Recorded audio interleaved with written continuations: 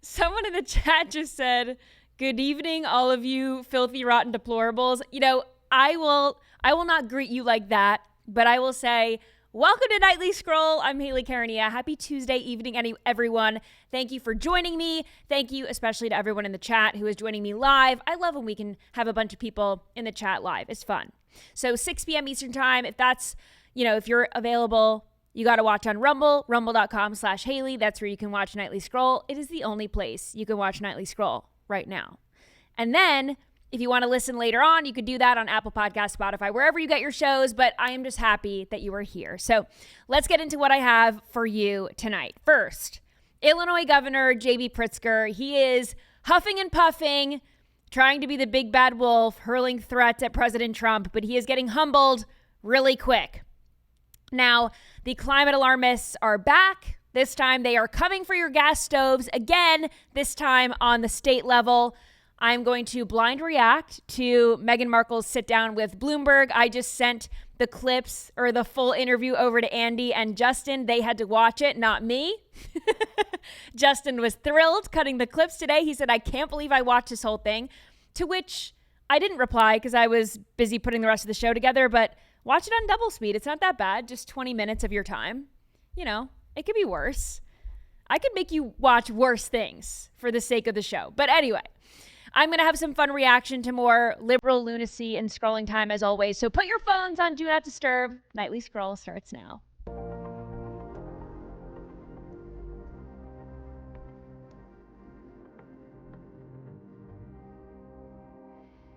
All right. Democrat governors and mayors from all over the country are now railing against President Trump's efforts to clean up their cities, to do their job, the job that they're supposed to be doing. Make no mistake, they are lashing out because by President Trump putting their cities under a magnifying glass, their shortcomings as political leaders are being exposed. Therefore, they fight it. Yesterday, I played a video of Maryland Governor Wes Moore begging President Trump to visit Baltimore and see for himself just how great Baltimore is and how safe it is. And Illinois Governor J.B. Pritzker is trying to do the same thing, but the cameraman had another agenda. This is rich. Watch this. We're very pleased about the progress that we're making. I know that I live rent-free in the president's head, and I wish he would spend some time in Chicago so that he could see what a lovely city we have. Governor, quick follow-up. What do you do if the National Guard is activated? The pan up to Trump Tower.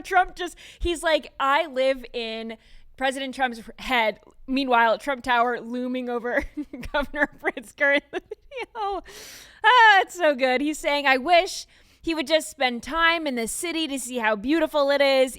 Just remember that, because we're going to come back to that in just a moment. But the comedic timing is perfect. You could not write a better joke. People online were saying this is like an episode of The Office where, the pan in, like Jim staring at the camera, that kind of a thing. Just perfection.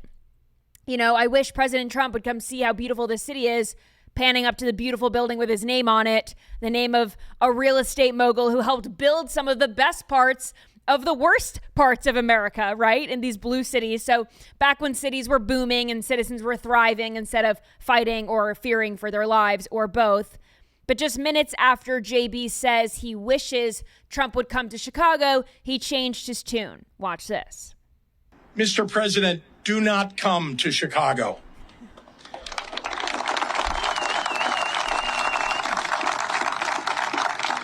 You are neither wanted here nor needed here. Your remarks about this effort over the last several weeks have betrayed a continuing slip in your mental faculties and are not fit for the auspicious office that you occupy. Donald Trump has already shown himself to have little regard for the many acolytes that he has encouraged to commit crimes on his behalf.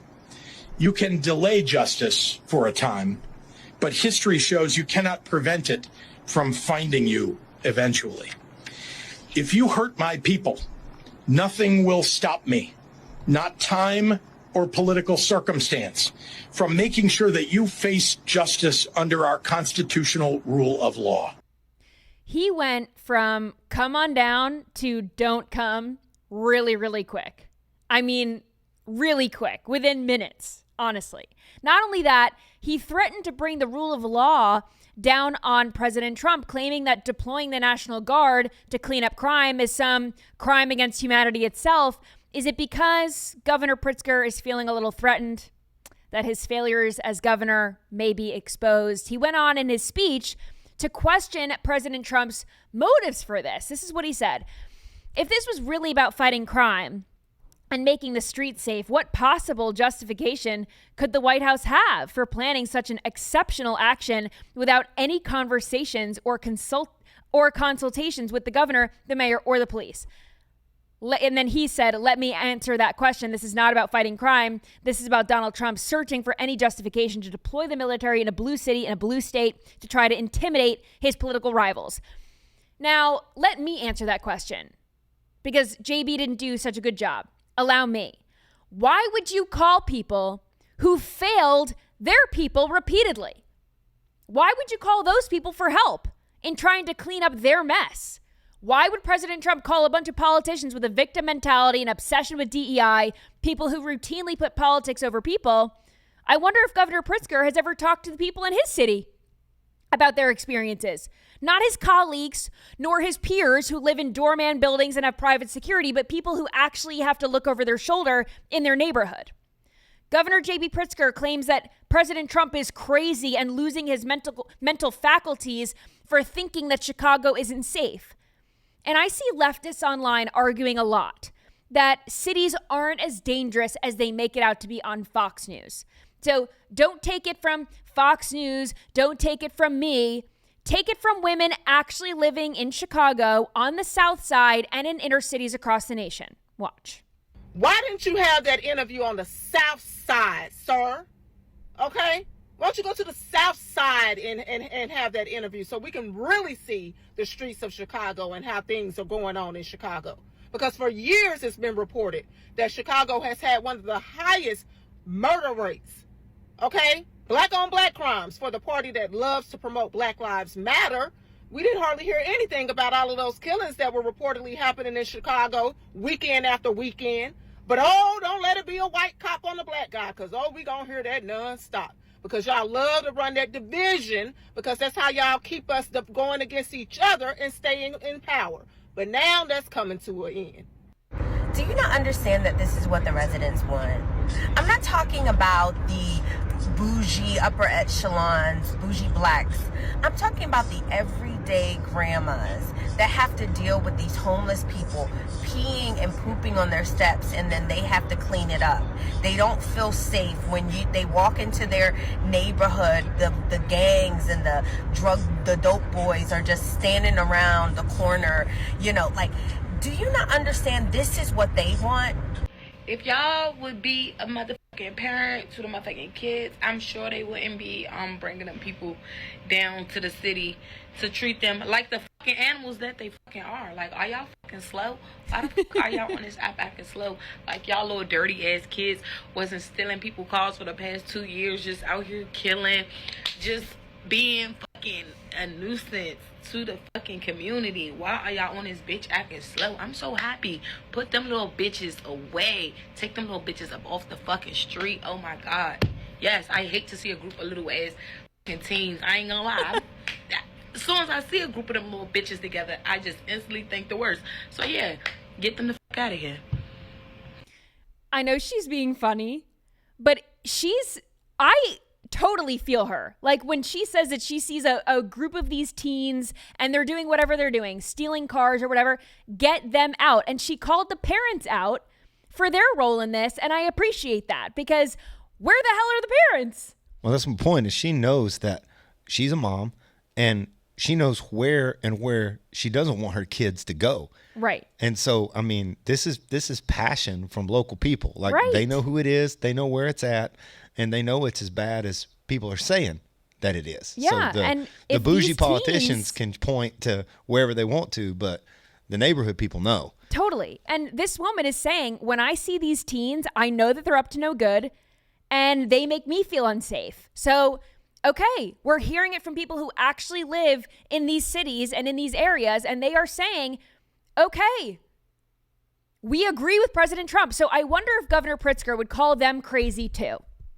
Are these women also losing their mental faculties when they say they're experiencing crime? They are welcoming President Trump's efforts to crack down on it. I trust those three ladies over the lies being spewed by Pritzker and all these other bozos, Wes Moore and Gavin Newsom, all these Democrats who claim that they are just living in a utopia. Who wants to live in a crime-infested area? Who wants to step over homeless people? Who wants to have their streets smell like human waste? Not me. Nobody wants to live like that. The homeless people included. So President Trump is coming in and he is saying, I'm going to clean up this mess the only way that I know how. And leaving it up to these governors has not been working. So of course he has to come in and he's not going to talk to the governors and the mayors and the local people who have been failing their communities for decades. Anyone left, right, or center should be able to admit that safety should be a bipartisan issue. We should be able to applaud someone on the opposite side of the aisle when they do something that is for the greater good of the people. Now, I want to take a quick break to tell you about Fatty 15. You know, I'm in the gym. I need my joints to be in tip-top shape. I need to have good sleep. And you, like me, probably want to find something that will help you slow down the aging process. I am excited to share with you guys C15 from Fatty 15. It is the first essential fatty acid to be discovered in more than 90 years. The co-founder, Dr. Stephanie Van Watson, discovered the benefits of C15 while working in the U.S. Navy. And based on studies, we know that when our cells don't have enough C15, they can age faster. Who wants that? So Fatty 15 can help repair and protect age-related damage to cells and help activate pathways in the body that support our overall wellness. Fatty 15 is science-backed. It is award-winning. It is 100% pure C15 supplement that comes in a gorgeous glass reusable jar. So it is not plastic. It is good for the environment, and it does look good. I can attest to that. I'm having so much more energy since Fatty 15 sent me some to try, and it is really helping me get through long days. Fatty 15 is on a mission to optimize your C15 levels and help support your long-term health and wellness, especially as you age. So you can get an additional 15% off their 90-day subscription starter kit by going to fatty15.com/scroll and using code SCROLL at checkout. These statements have not been evaluated by the Food and Drug Administration. This product is not intended to diagnose, treat, cure, or prevent any disease. I also want to tell you about Masa Chips. We are big fans of Masa Chips in this office. Let me tell you, Andy's going like this. You can't see him because he's off camera, but he's fist bumping over Masa Chips. So we love them. Did you know that potato chips, chips in general, tortilla chips, French fries, they used to be cooked in beef tallow up until the 1990s when big corporations switched to cheap processed food oils? Today, seed oils make up about 20% of the average American's daily calories. Ew. And recent studies have linked seed oils to metabolic health issues and inflammation in the body. Well, Masa Chips decided to do something about it. They created a tasty and delicious tortilla chip with just 3 ingredients and no seed oils. Not to mention, they eliminate the bad stuff. They also taste great. They are filling. And I don't get that heavy, sluggish feeling after I eat them. I feel good after I eat them because they're actually made with good ingredients. It is hard to find snacks to keep around the office that make everybody happy and they are not ultra processed or unhealthy. Masa takes care of that. We go through bags. How fast, Andy? So fast. Like beyond. Guy loves them. He loves the churro ones. I love the original ones. They're so good. So Masa Chips is beloved by tens of thousands of customers, us here at Silverlock included. They have been endorsed by industry-leading health and nutrition experts. Ready to give Masa a try? Go to masachips.com/scroll and use code SCROLL for 25% off of your first order. That is masachips.com/scroll and use code SCROLL for 25% off your first order. All right. This story is so funny. I wanted to get to it yesterday, but we didn't have time. It hit the cutting room floor, but that doesn't mean that it is not good. It is hilarious. So school buses are opting for diesel rather than electric vehicles, although the Biden administration awarded a Canadian electric bus maker, Lion Electric. They gave them $159 million to manufacture 435 school buses between 2022 and 2024. Why couldn't the Biden administration, here's just my first question in all of this. Why couldn't the Biden administration find an American electric vehicle company? I'm not expecting Democrats to not be crazy climate alarmists. This is their thing, so whatever. But if you're going to award $159 million to a company to manufacture these school buses, why would you put America last? Why, you have to go to Canada to find an electric bus maker? I'm sure Elon Musk would have loved to make buses for all the school children in America. But anyway, the company has since fallen into bankruptcy. The one that they chose, this Canadian company, it's called Lion Electric. It is no more. They failed to deliver hundreds of the buses that it promised. And that's about $95 million. We gave them $159 million, and they didn't deliver about $95 million worth of products. And they essentially said to these school districts that they were working with under this contract that they are in such financial ruin, they cannot even service the vehicles that they gave. So of the vehicles that they gave, they didn't hit the 435, but they did provide schools in Michigan and other places these electric buses. And now these districts are coming forward with these electric buses, and so many of them have fallen into disrepair. And when they try to call Lion Electric, no one's on the other end of the line. Their contacts have either been fired or they don't have the materials to even fix the vehicles anymore. So they've been forced, these local school districts have been forced to try to fix the electric vehicles themselves, which is expensive. So when the electric vehicle breaks, many of those districts are turning back to diesel because they're saying, okay, we'll just run these things into the ground. They were given to us, but it's too expensive to try to fix them. There's no one on the other end of the line to help us. What was Biden's slogan again? Build back better. All we got was broken promises, broken buses, and incoherent sound bites of Kamala Harris cackling in front of a school bus saying she loves school buses. So if the Biden administration really had kept its promise to build back better, we wouldn't have had to make America great again. Right? But the climate stuff, don't worry, there's more. So do you remember with the Biden administration, they had this war on gas stoves? Do you remember when Kamala Harris was slammed for posting in her kitchen? She posted a photo and she was roasted for having a gas stove in the photo. This is as the Biden administration is like threatening to take away everyone's gas stove and then, she's got one at home. So they were claiming that it was detrimental to the climate and to our health to use gas, and they wanted everyone to move to electric. Well, the mainstream media went into this full-on frenzy fact-checking all these claims, saying that this was just a right-wing conspiracy culture war issue. The left is not coming for your stoves. However, certain blue state legislatures are pushing an agenda to deter people from buying gas stoves. So as we know, we are batting 1,000 in the conspiracy theory community. Every right-wing conspiracy theory that comes along turns out to not be a conspiracy theory at all. It just, we're what they say, we're just 6 months out from the truth. And in this case, just a year out from the truth. So a new law went into effect in Colorado. This is a state law, and they are stating now that a warning label must be affixed to gas stoves, potentially warning consumers that, there are air quality issues for having an indoor gas stove.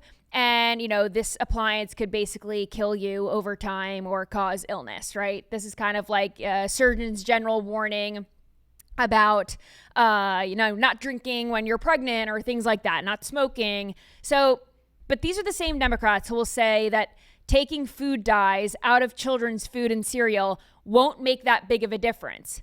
But then they're trying to argue that this warning label is going to stop people from buying a product that is far superior than the electric version. I have an electric stove. I hate it. It's not by choice. I live in an apartment and that's what I was given. And let me see. I had an electric stove in college, my junior year. Then we moved into a house. We had a gas stove. We were like, hallelujah. This is like my electric stove, gas stove ping pong that I've played over the years. And then I've lived in seven different apartments since 2016. So over the last 9 years, I've lived in 7 different apartments, which is insane. And I've basically flip-flopped electric, gas. I prefer gas because it's reliable. Don't even get me started when your electric stove is like that. So then half of your stuff is hot, the other half is not. It's horrible. So I'm all for gas stoves, and I don't think that the liberals should come for them. Anyway, we're almost 4 years from the day that the FDA approved the COVID-19 vaccine, and we've learned a lot since then. Members of the MAHA movement have been sounding the alarm about vaccines, and one doctor who claims to have RFK Jr.'s ear is saying that within a few months, the COVID shot may not be offered anymore. So I want you to take this headline with a grain of salt, because this is the Daily Beast, and this Dr. Asim Malhotra, he is a British cardiologist. He is an outspoken critic of the COVID-19 vaccine. He has been saying essentially that the cure can't be worse than the disease, which I totally agree with. Apparently, he is in RFK Jr.'s circle, has his ear, who knows? But he is allegedly saying that members of Trump's administration are weighing whether or not to pull the COVID-19 vaccine from the market altogether. And he told the Daily Beast that many of these people closest to RFK can't understand why the vaccine is still on the market, why it's continued to be prescribed to people. And essentially these people in RFK Jr.'s circle are saying that pending further research in the next few months, it is likely that they might pull the vaccine altogether, because they're realizing that the cure can't be worse than the disease. The vaccine cannot be worse than the disease. And from what we're seeing with adverse reactions and whatnot, and we've seen the FDA put out new warning labels with the potential risks of myocarditis and pericarditis with the vaccine. So we're learning more. And all of us, just to go back to the conspiracy theory thing that I was just talking about, how all of these conspiracy theories are not conspiracy theories at all. We were saying in 2021 when the vaccine was coming out that, well, they haven't studied it enough. They haven't been testing it long enough. This is experimental. And we're learning this in real time, that the government told millions of people to go get this shot. They were pushing shots in arms. And, President Biden was out there saying that if you don't get this, you're going to die. You're going to suffer a severe winter of illness and death, literally, from the president of the United States, from the podium, saying that if you do not get this, you are going to die. And if you don't die, you're still going to suffer, and you're going to make other people suffer. So, well, that a girl. you. Yeah, that a girl. Hey, down here in Florida, especially in the summer, we are. What is that? What did I do? Oh, never mind. Well, that was supposed to be our camera in here, and it wasn't changed. So everybody's got a wonderful view of the fire alarm. He's going to change it right now when we do it. When they change the DC camera, I guess that doesn't change. But when we were down here in the summertime, we want to be inside. It's 900 degrees in Florida. We want to be inside. We kind of went through all of that inside spread of COVID first, and then the fall comes in Tennessee, the winter comes in Tennessee. People in Florida want to be outside in the winter. People up north in East Tennessee or the rest of the country, they go inside, and so the COVID thing hit. My point is, they knew half of us had already had it, and it went through us, and it wasn't that giant of a deal, and still forced the vaccine to happen. And now there's, you know what I mean? So it's like, it's proof we don't need it. Like this needs to get pulled, in my opinion. Like, it doesn't need to stay out there. It's done more bad than it ever has good. So many people have it went through them with natural healing. They have natural immunity that happened way before they ever started telling people that they needed a vaccine. But these viruses mutate too. So the same way that the flu shot is predictive, after COVID, I never got a flu shot ever again. I used to get a flu shot just because it was the thing to do. I always did. I went to the doctors. They said, it's flu season. Get your flu shot. And I was just like, dumb. I didn't know to even question it. I was very young. And then COVID happened and I started questioning everything again. And I always thought it was a little odd that they, the flu shot, we're basing this vaccine or, this shot or these boosters off of the virus from last year, but it mutates. So it's like, so how is it protecting anyone from anything? And if you got it last year, why wouldn't your body be able to like naturally fight it off if there's some of it in your body from last year? Or does your body have the antibodies? Does it know how to fight this off itself? So the sad thing is, then you know this, preaching to the choir in the chat too, and everybody that watches this show's on board. They knew the answer to that. You know what I'm saying? Like they knew the answer that this was going to go through most people. There are factions of people that are vulnerable, the elderly, everybody that has pre-existing conditions. Most of the people had COVID, spread it, got it again, and didn't know they had it in the first place. Yeah. That's most people. And then those people that had already had a massive amount of natural immunity were forced in some situations. If you worked in law enforcement, or if you were in the military, or if you were in medical care, you were forced to take a vaccine to which your body did not need. They knew that and did it anyway. So I hope this gets pulled. It's the scam of the 21st century. It's awful. I think it's a total scam too. So I do hope it gets pulled. Part of me feels like, if it's on the market and people want to take it, let that be their decision. But also no, because we have more evidence that it's hurting people than helping. So then it's like I go back and forth. Like if these people want to be jabbed times a million, let them. It's like Darwinism. We have evidence heroin. We have evidence heroin is bad. Don't take heroin. Right. We know that, right? We have evidence that this vaccine can be harmful, and we don't even know the long-term implications 10 years out for women. If you're 15 and had a vaccine, now all of a sudden you're trying to be 25 and have a baby. That was part of the reason why I didn't get it. How bad this is. Someone in the chat said COVID was a bioweapon, and I agree. I also think that the vaccine could be a bioweapon as well. Because to your point about, young women who are experiencing fertility issues, and we have this population decline and all this stuff. We had all these people die. Who knows? I mean, the thing is, I don't trust the government. I don't trust their warning labels. I don't trust anything that they say. And to the point about this gas stove warning label that we were talking about in the previous story, is anyone reading a warning label anyway? If there's a warning label on a gas stove that says, this could kill you over time, people are still going to choose the gas stove because it's better.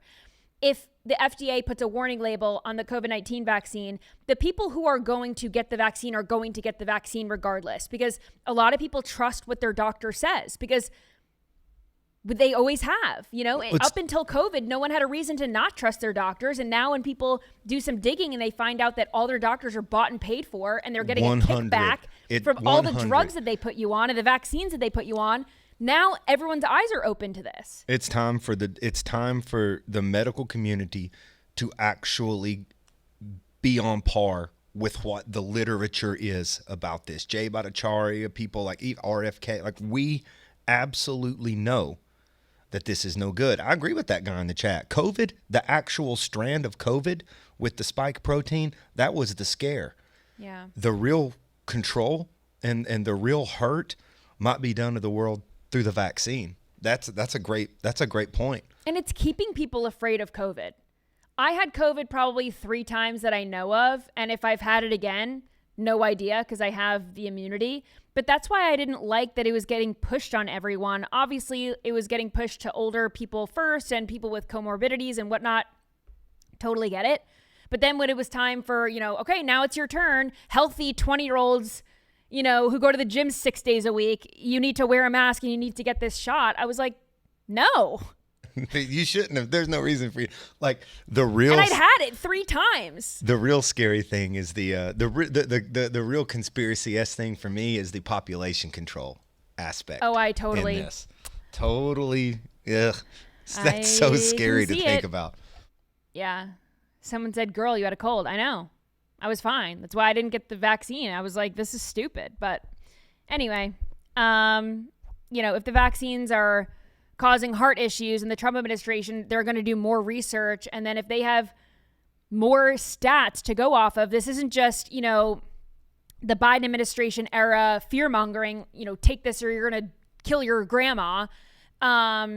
If they actually have stats that show and data that shows that people are better off not taking it, then here we go. Time to pull it. Speaking of changes happening in the Trump administration, President Trump maybe teased this yesterday that the Department of Defense may go by a different name. Watch this. And so, Pete, you started off by saying the Department of Defense, and somehow it didn't sound good to me. It didn't sound good. Defense. What are we defense? Why are we defense? So it used to be called the Department of War, and it had a stronger sound. And as you know, we won World War I, we won World War II, we won everything. Now we have a Department of Defense. We're defenders. I don't know. If you people want to, standing behind me, if you take a little vote, if you want to change it back to what it was when we used to win wars all the time, that's okay with me. All right? That's coming soon. You let me know if you want to do it. I think Department of War. It just sounded bad. He said, sir, on behalf of the Department of Defense. Defense? I don't want to be defense only. We want defense, but we want offense too, if that's okay. So you'll make a decision. But, as Department of War, we won everything. We won everything. And I think we're going to have to go back to that. In the meantime, one of my favorite things about President Trump is he's taking the Make America Great Again slogan very literally. He is making America great again, but I think he's going back into history. What was the wartime thing that he used to deport Kilmar Abrego Garcia? What was that act called? The Enemies of War or something like that. Why am I not thinking of it? You said it's the Alien Enemies Act. Alien Enemies Act, exactly. So he's going back into American history when America was great. And he says, let's just go back. Let's just go back to the greatness. I will say, I don't care what it's called. It was called the Department of War. It was established by Congress in August of 1789. Yeah. I don't care what it's called as long as it's the biggest and baddest in the world and we defend the good guys and kill the bad guys. So I don't care what it's called, but I do like that he says, I don't want us to just be on defense. I want us to be on offense too. I also saw Glenn Beck tweeted something like, yeah, call it the Department of War so people know what this department is for. And maybe people will be reminded that we are no longer going to be funding these endless wars and things like that. Like maybe this will be a good reminder for people that this shouldn't be a priority. But it is, I think, being the biggest and baddest military in the whole wide world is a priority, in my opinion. I want us to be the strongest on the world stage, and I do feel much more confident under President Trump than I did under President Biden, certainly. Especially, this is, I think, the 4-year anniversary of the withdrawal from Afghanistan, disastrous withdrawal. So just, good timing to go back to a better day in America when we were strong on the world stage. We were winning wars and making good decisions, smart decisions on behalf of the people on the world stage. So grateful for that. Whether, and President Trump was saying, the people behind me can decide. Pete Hegseth, the defense secretary, can decide. And would his title change? Would it be War Secretary? The Secretary Minister of War. of War. Secretary of War. That'd be pretty cool. That would be badass. Someone in the chat said, too much winning. I agree. We're making America great again. We've got to get back to our winning roots. So I'm all here for it. President Trump also weighed in on the Cracker Barrel thing. Are we sick of hearing about Cracker Barrel? I think it's so funny, but let's pull this up. President Trump posted on Truth Social saying that Cracker Barrel should just go back to what they were known for. They've already pissed everyone off by ruining the logo, and they should just listen to their customers because customer knows best. And President Trump kind of gave them some free business advice. But then the White House posted this meme with President Trump taking the place of Uncle Herschel with his, arm leaning on the barrel, and it says America First, America is back instead of Old Country Store on it. So I thought this was funny, and I love it. He also was asked in a cabinet meeting today by a reporter. I think she says in the video, I wanted to ask you a more serious question, but I have to get your take on this. President Trump was asked about Travis Kelce proposing to Taylor Swift today, and he had an answer. So watch this. To ask you a serious question, but I have to tell you the biggest pop culture news of the year broke while we were in this cabinet meeting. Travis Kelce and Taylor Swift are engaged, and the world wants your reaction, sir. Well, I wish him a lot of luck. Thank No, you. I think I think he's a great player. I think he's a great guy, and I think that she's a terrific person. So I wish them a lot of luck. On a serious note, This is the only answer. And for someone who has so much beef with Taylor Swift, calling her ugly, and, she used to be hot before she went and supported Kamala Harris, and all this online Twitter beef that they have, there was a very nice, politically correct response to the engagement news. Yeah, my whole thing as soon as you sent this in, I was like, the NFL starts in 1 week. And they I think announced the NFL is that rigged. these two are getting married. Like, it's just, they have the king and queen. They have been ordained as NFL publicity, just juggernauts. NFL fans, get ready for more cutaways than you even know what to do with. They're going to make you want to turn off every game.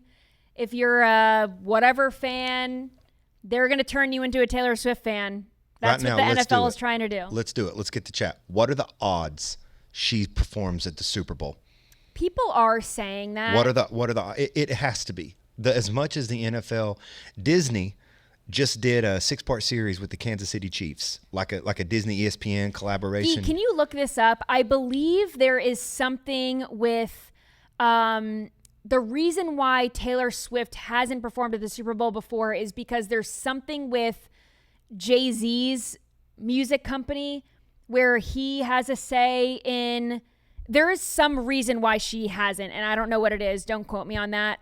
Someone in the chat just said the NFL is rigged. It is listed as entertainment. They can rig games. Some of it is because she's been on tour. Like, she's been on this Eras tour that's lasted 2.5 years. So it's like some of it. Sure, but she's been pretty big for a long time. Oh, well, yeah, big enough to play the Super Bowl. But Hayley, in this docuseries, the NFL, who's like, I mean, it's ESPN and Disney that are making this and just loving on the Kansas City Chiefs.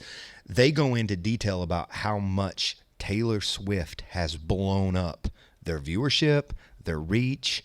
I mean, it's astronomically more than even good football play can. So it's like, this is totally annoying, and it's unfortunately for like real football fans.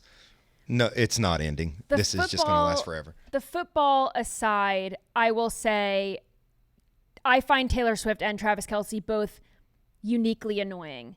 They are both annoying in their own fun ways. Travis Kelce is an attention, you know what, and he will do anything for a check. Bud Light, Pfizer, you name it. People say that Travis Kelce and Taylor Swift are undercover Republicans. Ain't no Republican I know is taking a check from Pfizer, nor from Kamala Harris's campaign, nor from Bud Light. No Republican I know. So if they are Republicans, they are rhinos. And I wouldn't even call them rhinos. They're liberals. God bless them. Just more football. But I will less say Taylor Swift. They seem very happy together. So for that reason, I am happy for them. And that's it. But anyway, let's talk about someone who does deserve all of the accolades and all of the magazine covers, and that is our First Lady of the United States, Melania Trump. And in this new story, apparently the fashion magazine Vanity Fair, their global editorial director, Mark Guiducci, he floated the idea of possibly putting Melania Trump on the cover of Vanity Fair. And the employees went apeshit, basically, saying, I will walk out the mother effing door. That is one of the quotes that they have. An editor at Vanity Fair said, I will walk out the mother effing door and half of my staff will follow me. Someone else said, we're not going to normalize Trump and his wife. We're not going to do it. We're going to stand for what's right. Someone else said, if I had to work bagging groceries at Trader Joe's, I'll do it. If Guiducci, I'm probably saying that wrong, puts Melania on the cover, half of the editorial staff will walk out. I guarantee it. And then someone else said, another employee that they talked to, said it's all talk. If they put her on the cover, people will protest and gripe about it. But I don't see anyone quitting such a prestigious job over that. And I agree with the last employee there, that last quote, because it is a total virtue signal. Even if they put Melania Trump on the cover, they're not leaving their jobs over this. They're not going to rather be broke and poor than, they'll get over this in a week's time. Call them out. Like, just the easiest way to rid yourself of that crap is just be like, okay, bye. Just call them out.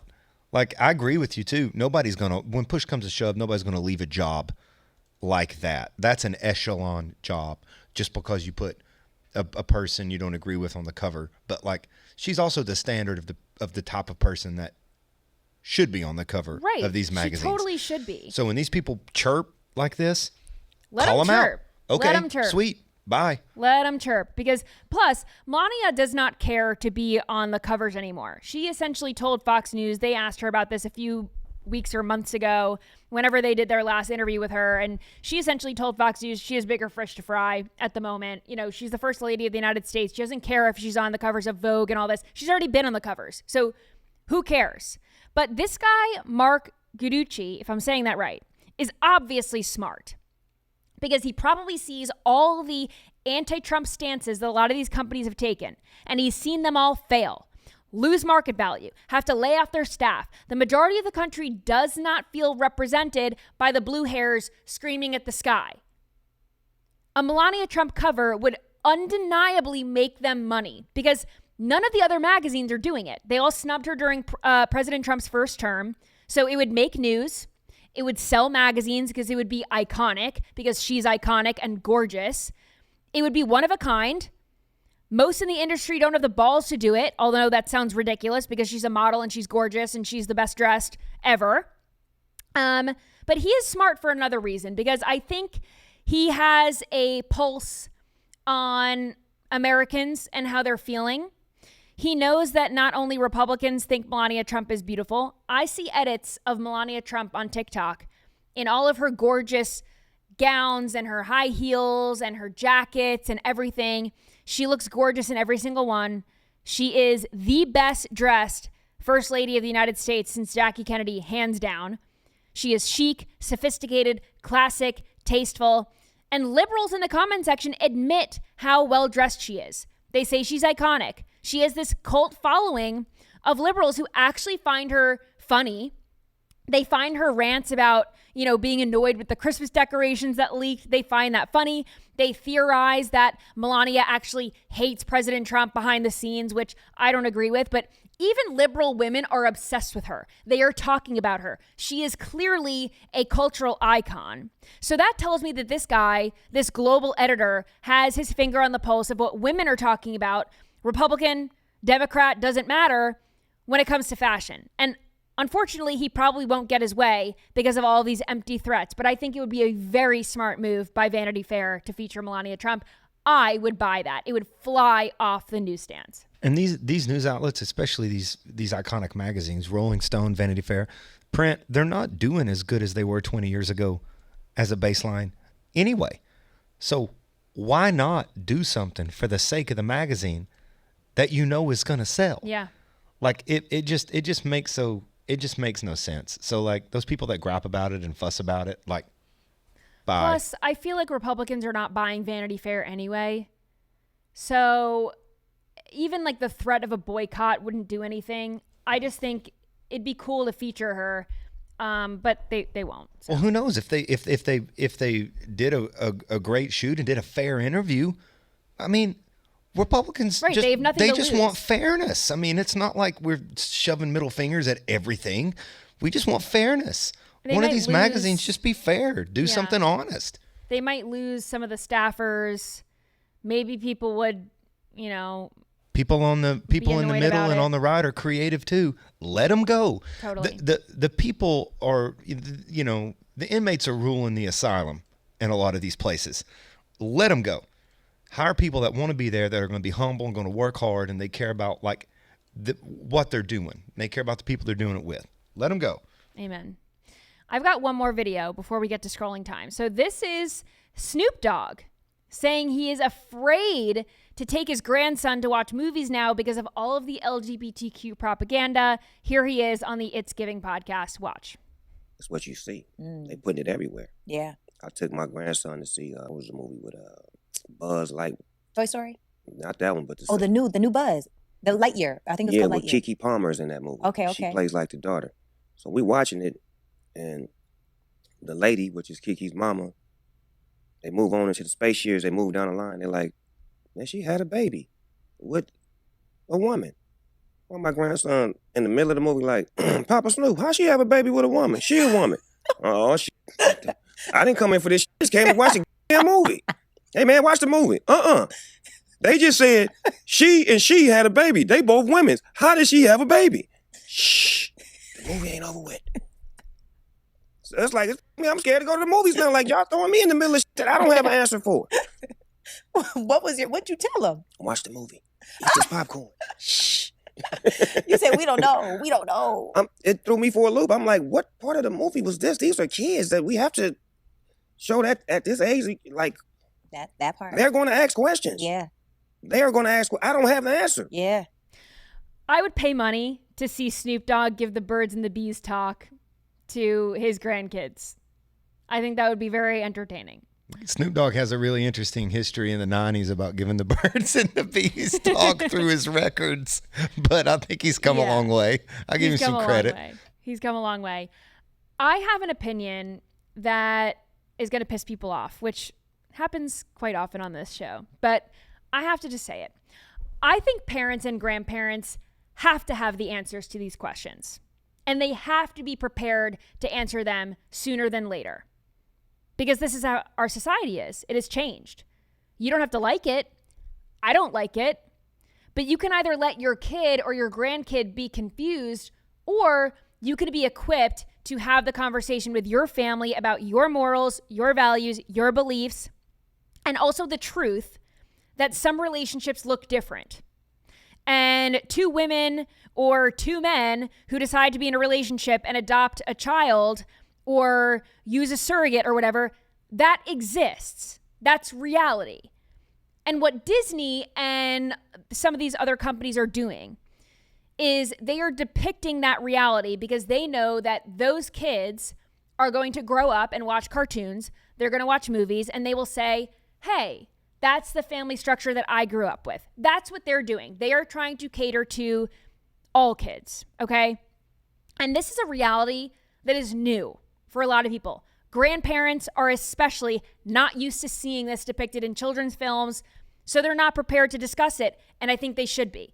And turning off Disney or any other kids show for that matter, if it has something that you don't agree with in it, I think leaves kids at a disadvantage because they're going to grow up and they're going to learn it anyway. So they can either learn it from you in a safe space at home at the dinner table from you through the lens of whatever morals and values you want to bring your children or your grandchildren up in, or they can learn it from Disney, or they can just grow up and learn it from a kid on the playground or whatever. So I'd opt for having an open conversation instead, not just say, don't ask, don't tell.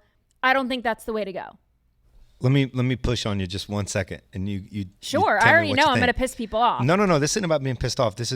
You're very right. I think that's an objective truth. People need to be anchored in wisdom, and be able to pass that down. That's true. I think what Snoop is saying, and I think what some of these things do, is they force us to have these conversations too early, way earlier than we need to have these conversations. That's kind of his take on it. My point is the cat's out of the bag. So you can either be equipped to have these conversations with your family and arm your family and be ready for these conversations and these attacks on your values or whatever, or you can let Disney run the show and teach your kids X, Y, and Z because you're checked out. So, and it's coming anyway. Like it's on That's what I'm Netflix, it's saying. on Disney Plus. They're writing characters in that don't have to do with any of the kids plots. have phones earlier now. 100%. They have phones in middle school. They're going to be exposed to this stuff. So I just say, have these open conversations earlier. Now, here's my most controversial part of my opinion. If you think that gay relationships shouldn't be in children's films, I will one-up you. Take all kissing scenes out of kids' movies and content. It has always made me uncomfortable. I remember like even watching a kissing scene in a cartoon with the prince and the princess in front of my parents. I did not want to watch it. It made me uncomfortable. I did not want to watch it. It felt like wrong. So call me crazy, but I don't think that love stories between adults are for children. It is unnecessary. Just take it all the way out. And you can teach kids about love and caring for one another and supporting other people without having characters do anything romantic. That is my opinion. I know that is unpopular because people love the fairy tales. They love the romance. They love, the happily ever after. But I think it's weird. Kids love the early Disney movies because they're enchanting and they're magical. And they're fairyland, and they're in a land far, far away. It's the dancing fish and the singing mice and all of that. There can be fantasy. It has nothing to do with two adults kissing. So that's a great point. I think, if you find the gay couple kissing controversial, take it all out. Why are we having kids watch adults kiss anyway? It's just weird. It's totally weird. So anyway, should we just blind react to Meghan Markle or should we save that for tomorrow? No, yeah, we got some Meghan Markle stuff here that I think that you can immediately react to. There's parody in some of this because it's a long interview and she's talking about herself the whole time. Okay. So I would, we want your thoughts here, just quick. Okay, so I'll blind react to that. If we have time, we'll do scrolling time. If not, we'll save it for tomorrow. No problem. You got it. Here's the first one. You ready? Okay, well, let me just break this down. Meghan Markle did an interview with Bloomberg. And honestly, that's the setup. I don't know why. She's promoting the new series of her Netflix show, the season 2. Why it was renewed, I have no idea. This is the show.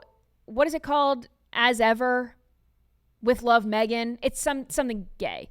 Anyway, so she does this show where she invites these fake celebrity friends that are certainly not her friends. They're being paid to be there. And they make with Love Meghan. Right. So they are making little dishes and whatever. They're kind of cooking. She's trying to be Martha Stewart, but she's not. So anyway, it was renewed for season 2 on Netflix. And she's promoting it. So here's the interview with Bloomberg. I did not watch this. I saw something online saying that she was railing against the royal family yet again because she can't help herself. She was, so anyway, that's all I saw. And then I sent it to them and I said, you pick the best clips. I want to blind react. So we're going to do that. All right, here's number 1. I'm just being myself. So I think probably it was different several years ago, where I couldn't be as vocal and I had renewed pantyhose all the time. Let's be honest, that was not very myself. I hadn't seen pantyhose since movies in the 80s when they came in the little egg. That felt a little bit inauthentic, but that's a silly example. But it is an example of when you're able to dress the way you want to dress and you're able to say the things that are true and you're able to show up in the space really organically and authentically. That's being comfortable in your own skin. All right. I Triggered. just don't Go feel ahead. I don't Ready, feel set, bad for her.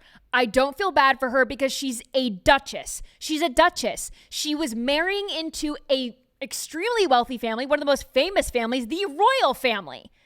And she's complaining about having to wear pantyhose. I would wear pantyhose over my head and my nose and my mouth if they were like, you can marry a prince and live in this castle for free. If you walk in with pantyhose on your head, they probably think you're robbing a bank instead of going to the noon tea. It's just so annoying. And she's talking about, oh, well, it's not authentic to wear pantyhose. Shut up and put the freaking pantyhose on. Wear your nice dress. You're part of the royal family. She couldn't even do that. She had to just give an FU, the middle finger up to the royal family. And I think that Harry didn't really want to be a part of it anyway. He was never going to be in line for the throne. He was never going to be king. So I think for a long time, he felt a little disaffected by the royal family, maybe not included. He kind of lashed out a little bit when he was younger. And I think, you know, they could have just played the part, but they knew that they were never going to be William and Kate. So they just figured, well, fine, we'll just move to California and we'll try to be celebrities and get Netflix deals. So here they are. Anyway, let's play the next clip. All right, here you go. If you had total anonymity for a month, what would you do? I would go grocery shopping every day. I miss grocery shopping so much, though I'm very much on Instacart. I would do that. I would travel in a different way. I used to travel so much, and we can, but it has a lot of layers. They can go anywhere in the world they want to go. I would say she would probably have a hard time going to the grocery store. Now, I will give her that. I then, think that's what I'm saying. She said if you had a day of anonymity, what would you do? Yeah, I mean, go to the grocery store. Netflix deal, pre-marriage, royal, all that stuff. Pre-suits, right? I mean, once you're famous, it's hard to go to the grocery store, I would assume. People like bother you and whatever. All right. I'm not totally mad at her. I will give her that. Fine. You want to go to the grocery store? Fine. She's trying to be like woman of the people, but it's annoying. Okay, here you go. Next one. But I'm really unapologetic about the fact that though would it be lovely to go and churn your own butter? Sure, maybe. I don't have time for that. I don't have time for that. Not? And I don't think you get an extra gold star if you do that. So for me, a lot of it is how do you show up thoughtfully? I don't have time to make dinner every night. I wish I did. Why not? I don't have time for that.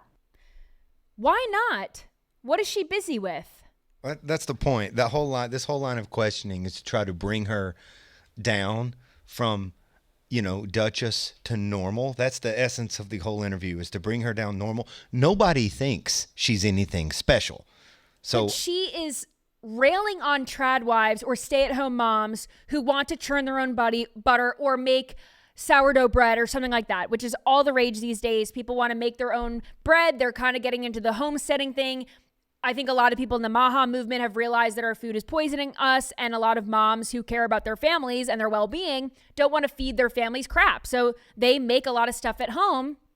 And if you're a stay-at-home mom, I'm not saying you have all the time in the world. You're busy. It's a hard job, but you have time to churn your own butter if you want to do that. If you make churning butter or making sourdough or making food at home your priority, then you have time for that. Why Meghan Markle doesn't have time for this, I'm not sure.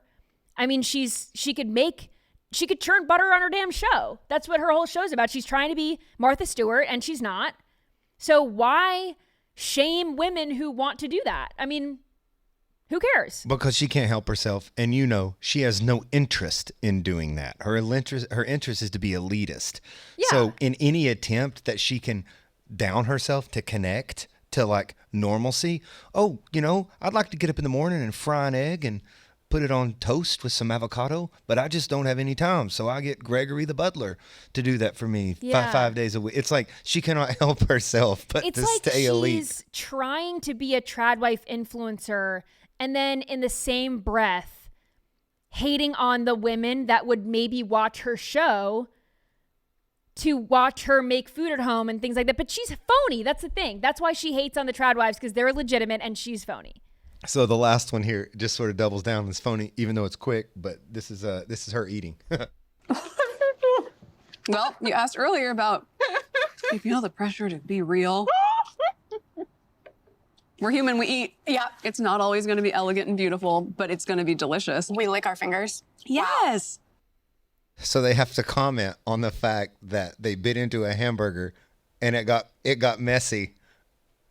What do they want us to do? Be like, oh my gosh, look at her. She's just like us. She's eating a hamburger and she's drinking a beer. Like, shut up.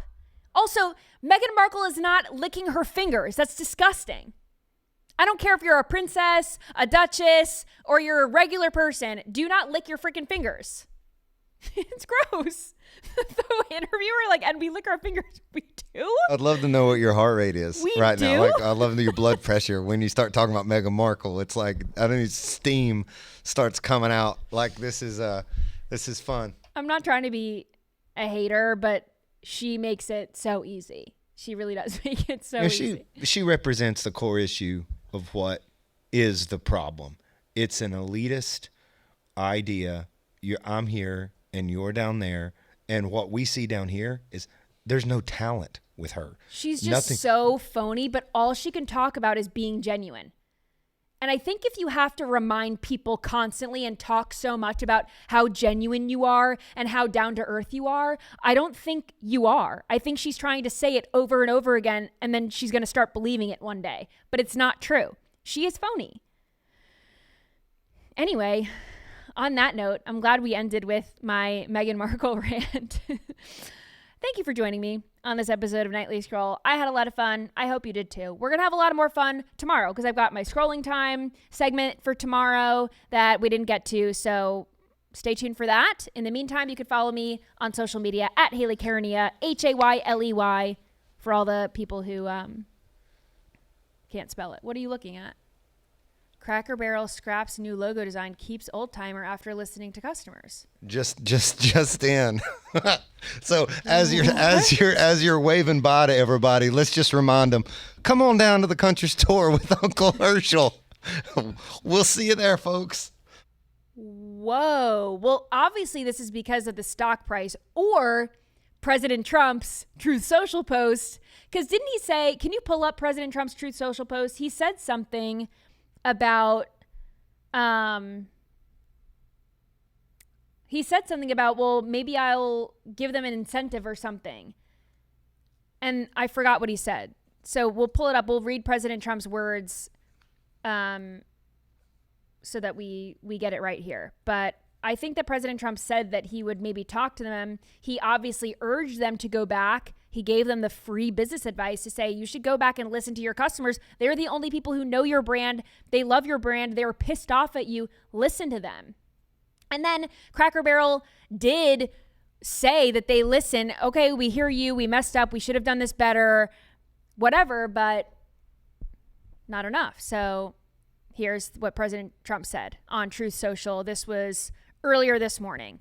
Cracker Barrel should go back to the old logo, admitted mistake based on customer response, the ultimate poll, and manage the company better than ever before. They got $1 billion worth of free publicity if they got $1 billion worth of free publicity if they play their cards right. Very tricky to do, but a great opportunity. Have a major news conference today. Make Cracker Barrel a winner again. Remember, in just a short period of time, I made the United States the hottest country anywhere in the world. 1 year ago, it was dead. Good luck. I love Trump. He says, Cracker Barrel, let me give you my thoughts. And then he's like, by the way, I'm awesome. Yeah. Remember when, he is the best businessman in the country. And maybe Cracker Barrel listened to, what does the article say? Restaurant stock prices sank following removal of Uncle Herschel from branding. What did they say? How do we know that they went back? This just hit. I know. It said Tuesday, after listening to its customers, that it will scrap the new logo and keep the old timer in place. We thank your guests for sharing your voices and love for Cracker Barrel, the restaurant chain said in a statement to Fox Business. We said we would listen, and we have. Our new logo is going away, and our old timer will remain. At Cracker Barrel, it has always been and always will be about serving up delicious food, warm welcomes, and the kind of country hospitality that feels like family. Y'all idiots, take note. You mess with the product that doesn't need to be messed with. I know. And now the thing is, they just delivered President Trump another win. Promises made, promises kept. He said, do this, and they said, bet. He even got a twofer. Let's change it to the Department of War, and while we do it, let's go to the Cracker Barrel. Make Cracker Barrel great again. And on that note, again, for the second time, thank you for watching Nightly Scroll tonight. You can follow me on social media at Hayley Caronia, HayleyCaronia, on most platforms. X, Instagram, TikTok, Truth Social. And I will see you right back here tomorrow. Bye.